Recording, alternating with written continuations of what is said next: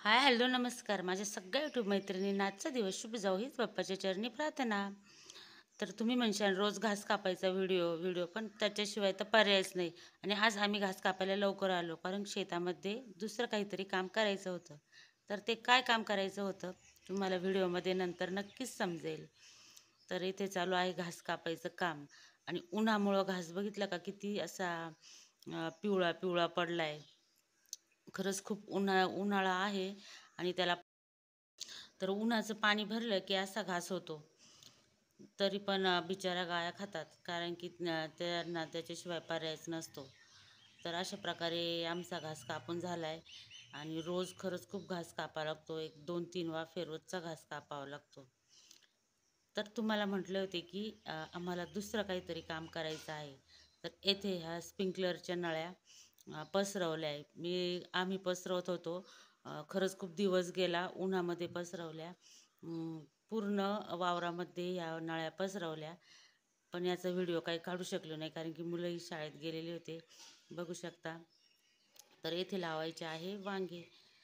त्यासाठी आता ही चालू आहे तयारी. तर बघू शकता पूर्णपणे अशा स्प्रिंकलरच्या नळ्या पसरवल्या. आणि त्या आमच्यासोबत गडी पण होते. त्याच्यामुळं झटपट झालं. पण पूर्ण वावरामध्ये त्या नळ्या घेऊन जावं लागतं. खरंच शेतकऱ्यांचं काम खरं इतकं असतं की काही कल्पनाच करू शकत नाही. तर इकडे आमच्या कलमी आंब्याला मस्त अशा कैऱ्या आलेल्या आहे. तर पहिल्यांदाच ह्या कैऱ्या आलेल्या आहे. खरंच खूप छान अशा कैऱ्या आल्या आहे. 3 वर्षामध्ये त्याला इतक्या साऱ्या कैऱ्या आलेल्या आहे. छान वाटतं ना पहिल्यांदाच जर आपल्या लावलेल्या झाडाला अशी फळं आले तर खरंच खूप छान वाटतं. तर बघू शकता मस्त अशा कैऱ्या आलेल्या. आमच्याकडे दुसरे झाडं आहे. मी लावलं आणि नवीन आलं त्याच्यामुळं खरंच खूप छान वाटतं. तर जिथून त्या नळ्या पांगवल्या तिथंच हे झाड आहे. तर बघू शकता. आता इथे लावायचे आहे वांगे.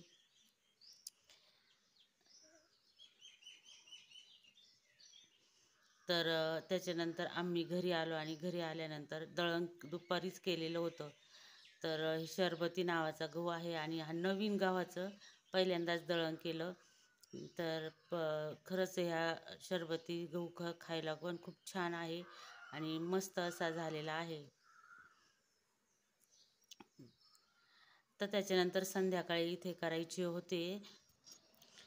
तर आज गुरुवार असल्यामुळे उपवास सोडायची तयारी चालू होती. तर येथे चालू होती लापशी करायची तयारी.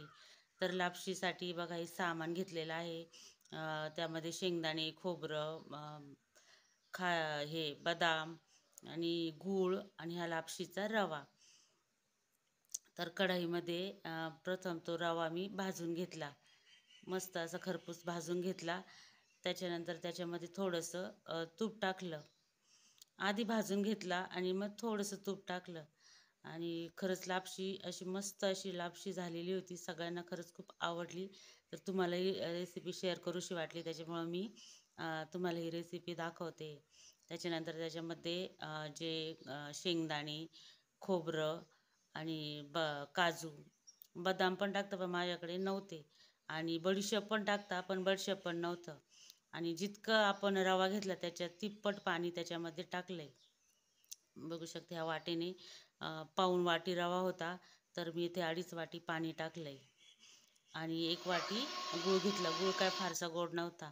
आणि मस्त त्याच्यावर झाकण ठेवलं. आणि बघू शकता इतका छान अशी लापशी तयार झाली. खरंच खायला पण खूप छान लागली. आणि त्याच्यासोबत बनवलं होतं इकडे कढी आणि भात. तर अशा प्रकारे उपवास सोडायसाठी मेनू बनवलेला होता.